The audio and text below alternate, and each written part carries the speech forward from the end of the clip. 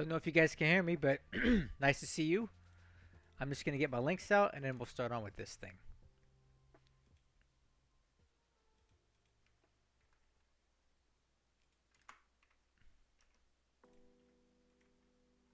Let me see.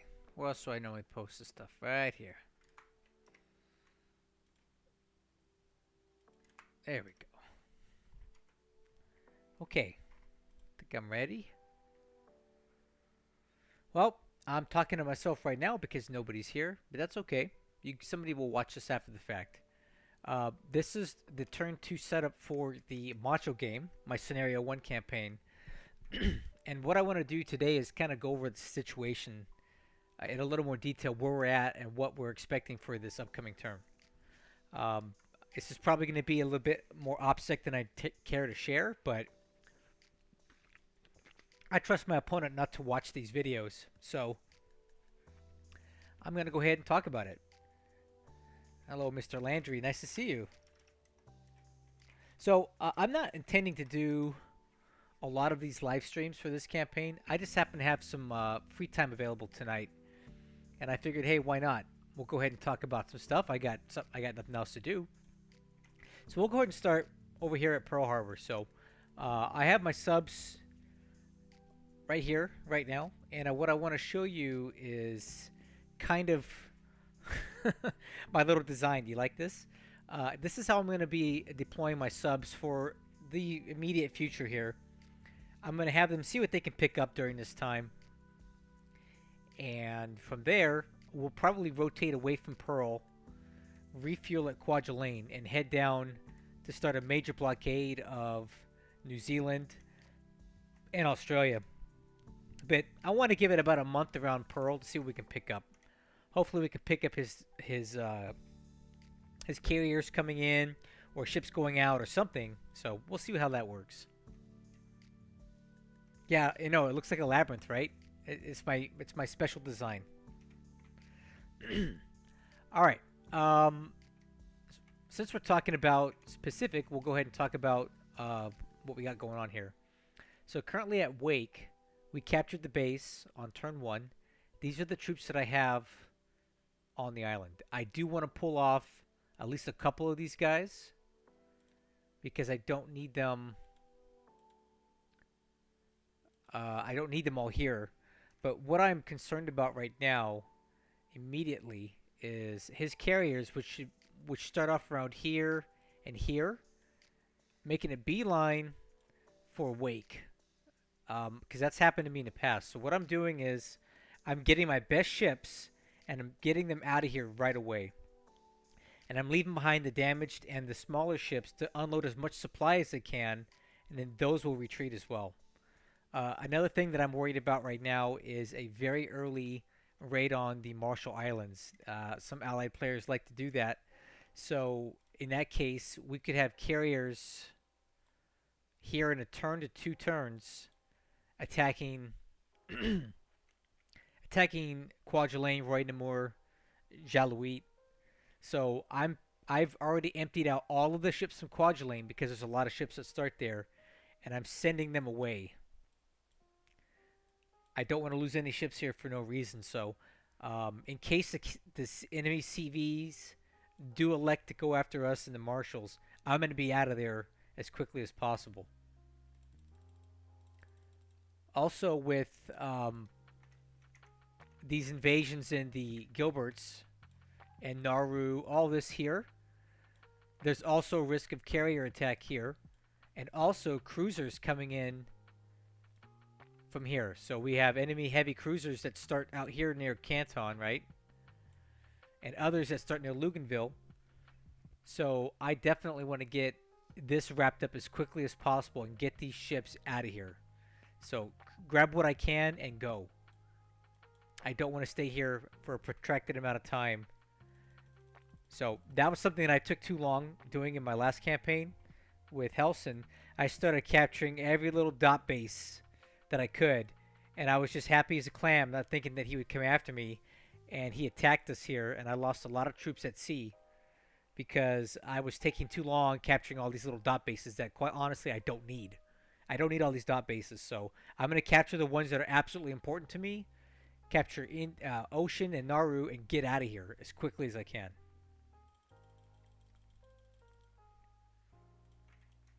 Okay. At Rangoon, at Rabaul, this is going to be an open and shut case. We landed almost 500 AV at Rabaul, so by turn 2, we'll have this space captured. And just to ensure that I cut my losses here, I've split up a lot of my task forces into smaller ones. All right. The Guam invasion, right, is coming from Chichijima, and it's on the way. I'm in no major rush to do this. On my other campaign, I took Guam on turn 2. I don't think I need it that fast. It's not that critical. So I'm going to slow roll this convoy to Guam. And then once I take it, I can take those troops and move them into the Dutch East Indies with a very big heavy cruiser task force support. So that's the plan for Guam. It take about a week to get down there. It's a very slow convoy they're loaded on. All right. So in China, here's a few things that I noticed already. He's moving to get into... Where is it at? It looks like he's moving his troops this way. Towards Kwai Sui. I don't really know why. He's also moving towards Pao Tao. So we may have to hold here for a while up in the north. A couple things that I see here that aren't so good, and we need to really find this out, is that he is definitely looking to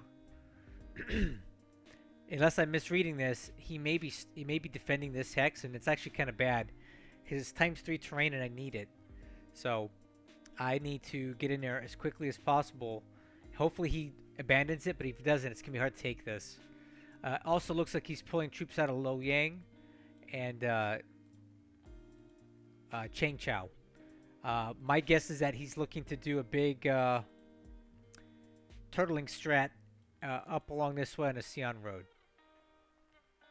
Okay, here's something that's I haven't dealt with yet, is this I Chang army that the Allies have, right? If you add all these units up together, they're over 2,000 AV, and the garrison here at I Chang that the Japanese start with cannot hold that up. So, from what I can tell, he's only sending the main body here towards I Chang. And I think we may be able to hold that. But I definitely want to keep I Chang, so I am sending additional troops from Hankow towards it with the intent to definitely keep that base. He's also sending troops up here to get on the Ankang Road. And he's falling back this way and this way. Everything else is pretty standard here. Taking a look at some other stuff here, the Hong Kong destroyers ended up in this position, and I think it's quite curious, right? So he went from Hong Kong to here. I don't really know why. That's 9 hexes, and they can move a maximum of 10. Hey, Renew, nice to see you. He moved him here, and I think it's a kind of a curious move. But there's a few threats to this, okay? So these 3 destroyers can do the number of things. They can go in towards this way. They can go this way. Or they can try to get into my invasion task forces, which are here. Honestly, I'm not concerned about this. I have a lot of escort here. That's not a good idea for him. However, at Takao, I did pull my ships out of port here and also at Pescadores and Taihoku because it's a high likelihood that he's going to take his B-17s from Luzon and try to bomb port strike my ships. So I got wise to this early on. So I've evacuated all of these task forces out of the port. So if he port strikes them, I've also done Samar and Camaran Bay. You'll notice that I have no ships in port now, okay? Because I don't want him to bomb them in port with his B-17s. And the way I set these up, I did a bunch of small task forces, right? See that? A bunch of small task forces so that if the Hong Kong destroyers do move to engage these guys, he's only going to really destroy one small convoy before he runs out of ammo, and he's going to have to disengage. Instead of me losing a massive task force, he's only going to really get to one. And in the meantime, I've got surface combat task forces coming up behind him to engage him if he goes this way. The other risk that I see here is if he correctly predicts Wen Chao, he could full speed over here and then disrupt this. I am trying to go and land on Wen Chao with the 21st Division on turn 2. He could try to intercept that, and I've already dispatched ships to get there before he does and protect it. So, but these guys are a big wild card. You never know where they can go, and they can do a lot of damage. So, let's hope that we're able to stop these before they get to anywhere they can hurt us. Okay, so if you guys haven't figured it out, I'm looking to do a slam dunk move on Luzon. So I parachute attacked multiple different bases here, and I'm also moving a very heavy contingent of ships to Lingayen, San Fernando, Vigan, and I've already landed at Iba. So we're going to have a lot of troops on Luzon here next turn. We have submarines to contend with. We have possible surface combat PT boats from Manila. As far as I know, the Houston and the Boise are still here. They could come up and try to intervene. And you never know what they're going to do. So at Iba, which is the most likely place that we're going to intercept heavy enemy surface stuff, I've got 3 separate surface combat task forces set up on patrol hexes, and I'm hoping that those are going to be enough to defend these transports here as they're unloading. And basically, the bulk of what's important has already been unloaded at Iba, so most of these aren't that important anyway. And again, I've split up all these task forces into smaller task forces so that if they are attacked, one of these task forces will probably soak up a lot of the ammo and the ops points for the enemies that attack them, so that I don't lose one giant task force. He's going to have to go through a bunch of small ones, and I think that we have a high likelihood of stopping that by doing so. I've also done the same thing on other places. I've split up my task forces into much smaller task forces so that individually they don't get attacked, or they don't take out one big task force. I am expecting from Clark and Manila a huge low-level naval strike attack on my shipping coming into Luzon. I expect him to use all of his P-40Es, all of his PBYs, his Seagulls, everything that can carry a bomb. I'm anticipating him using it against us on this next turn. So I have positioned as many fighters as I can at Vegan, and I'm going to be long-range capping all of my ship concentrations, hoping to shoot down as many of those P-40s as I possibly can, and his PBYs and whatever else he sends at us, assuming he does that, and secure the landing sites on Luzon. So we'll see what happens on that. I assume that he's going to do this, but I don't know for certain. But I would. Why not? Okay. So, on Malaya, we've landed in 3 spots. We landed at, well, actually 4. Singora, Patani, this off-base hex, and Kotabaru. I stupidly allowed him to have air orders in Malaya on turn 1. And as a result, a lot of his aircraft did not fly, because I think he's holding them for turn 2 when he can coordinate it better. So I'm expecting a massive aerial counterattack at low altitude against the ships on these sites. So what I've done was I've moved every available fighter that I can into Singora and Patani, and I'm going to long range cap Kotabaru pretty heavily. Also gonna cap Batani and Singora and hope for the best.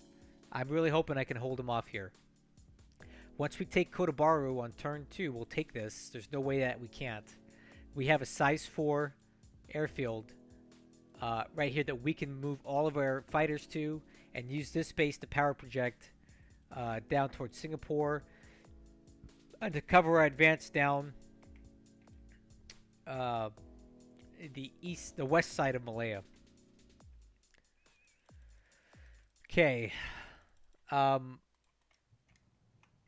Kuching, I landed here, and the reason that I landed here was that it's a little easier to protect this on turn 2 than going for Sinquang. Sinquang is a better base, but it's just sitting out there. It can be bombarded, it can be attacked, it can be bombed.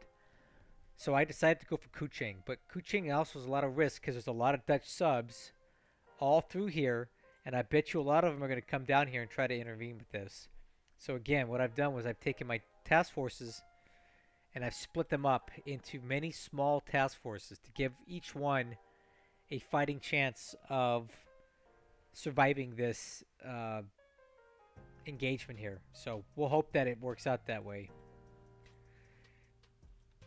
Okay, and then as you guys know, Kido Butai is currently here, and it's very, very dangerous where they're at because there's more ships in Singapore that could come out after us.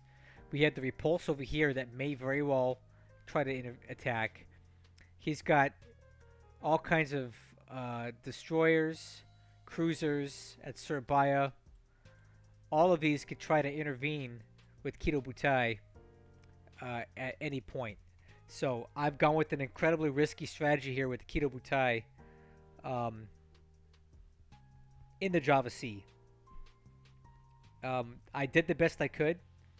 I'm going to experiment with this configuration. I hope that it works out. I basically split this up into 2 aero combat task forces. So I divided the Kido Butai in 2. And then I have 2 equally sized surface combat task forces. And everything is set to follow Task Force 1, which is no longer Kido Butai. It's its own thing. And I have a floater task force, which is going to engage this guy to clear the way. And then we're going to see how this works. My initial intent is to take Kido Butai and sail it this way. We'll see how that works. It could be very risky, and I might regret it. But this is... I'm going to try to do my best here. I want to fight my own campaign, and this is something I want to experiment with. So that's what I'm going to do, and we'll see how it works. Let's see here. Oh, at Manado, we've landed here, and I anticipate taking this in next turn. And I do expect heavy engagement here. So I think these guys are going to come here. I think the Marblehead Task Force is going to come this way. I think it's possible for both Houston and Boise to come down here to Manado. In fact, I'm expecting it. I'm expecting a massive attack on Manado. The nice thing is that Manado will have it by turn 2. And in this task force, I have a naval HQ, which I'm hoping will have enough. Let's see. I hope these are all the rest of the. I'm hoping it has enough naval support to make it so that I can rearm my cruisers and my destroyers at Manado on turn 2. But again, I've taken my task forces and split them up into a bunch of smaller task forces here. See that? 5 ships, 4 ships, 3 ships. And the purpose of this is to make it harder for his cruisers to engage one big task force and do a lot of damage to it. What's likely going to happen is he may engage one, run out of ammo, and stop fighting. And then that saves the other ones, right? I've also taken my surface combat task forces here, and I've split them up into smaller individual task forces that are led by a heavy cruiser. So I've got 3 heavy cruisers and about 12 to 13 destroyers here, and I think split up into 4 task forces, those should be able to repel the waves of enemy ships coming in here potentially on turn 2. All I can do is hope, right? And once I have Manado, I can disband whatever ships are still alive in the port to protect them a bit, and immediately fly in uh, aircraft here to help provide cover. So that's our plan in Manado, and basically that's our plan for the entire map here for turn 2. I think the most action that we're going to see is going to be here. Big time. I'm probably the most, like, number 1 is going to be here on Luzon. We're going to have a ton of fireworks here. I think the other place that we're going to have a lot of fireworks, and it's going to be aerial, is going to be here at our Malaya invasion. I think we're going to have a lot of aircraft trying to get in here. So this is going to be the second most active spot. I think the third is going to be over here with Kido Butai.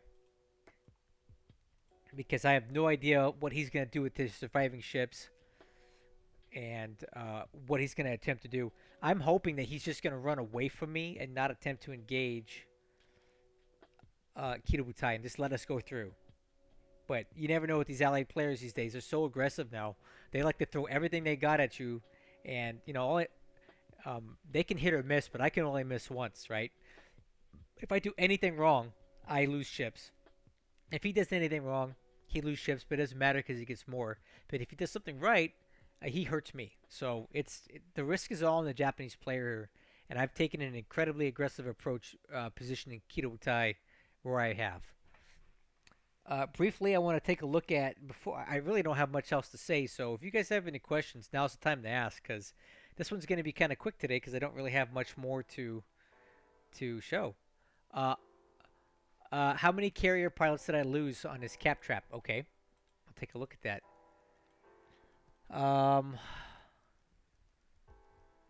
Looks like we lost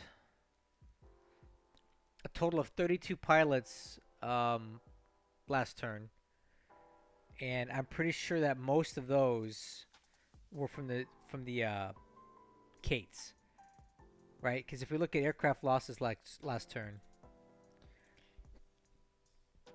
24 Kates were shot down, 25 were shot down with flak, and there was 2 ops losses. So the ops losses, we've probably saved those pilots, but over here, these 25 Kate pilots are gone forever. So I would say it was probably 25 Kate pilots, which is a huge hit to me. That's terrible. It's not good. Not how I wanted my turn 1 to go, I'll tell you that. Here's the ship losses last turn. And as far as I know, this is pretty accurate. So we sank the Prince of Wales, guaranteed 100%. The Java and the Trump, the Durban and the Danny. Also appears that we sank the Express and the Express, which is one of the escorting destroyers with Force Z. We also sank at least one Dutch destroyer that was with the Trump and the Java. There may be more ships that sank than this, but that's all that we're reporting. But this seems reasonably accurate to me.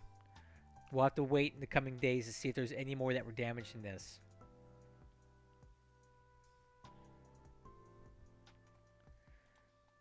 All right.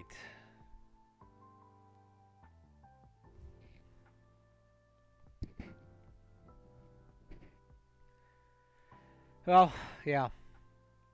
Let's see. We're not going to be getting any more aircraft for quite a while. So one ALF unit comes on with the AMC in 13 days, and the next aircraft reinforcements we get. This is crazy. I can't believe this. 42 days for the next squadron that we get. So I'm going to be on a shoestring budget for a while. Ship availability. This is going to change because I'm going to be making some changes to my ship building plan. But the next big ship that we're looking to get here is not going to be for quite a while. So, I mean, we're not going to be replacing a lot of losses anytime soon. Hey, Bradley, you got here just as I was about to close it up. So, if you have any questions or anything you want to see, let me know, because I'm looking to wrap this up pretty quick here. Let's see here. Yeah, but overall, if you look at this, we only lost one ship on the opening turn, right? And it was just a AKL, a 1 point AKL. This thing's about the weakest, cheapest, most useless thing that I've got. I again though, I do expect heavy ship losses next turn, and I'll show you where. One more time as I close it up, we're gonna take ship losses here from aircraft and ship losses over here from a combination of Manila stuff, the Hong Kong DDs, and a massive P40 and PBY strike on my ships here. So I'm expecting to lose at least 10 to 12 ships next turn with these invasions, and there's really nothing I can do about it. I've done everything I can to mitigate it, but I just don't think that I could plan everything. So, you know, is what it is. All right, guys. I think that's it. If you guys have any more questions, just post comments on this video when it gets concluded on the YouTube, or you can come to my Discord channel and by all means ask me questions there. But in the meantime, I want to thank you guys so much for being here, and I will catch you guys on the next one.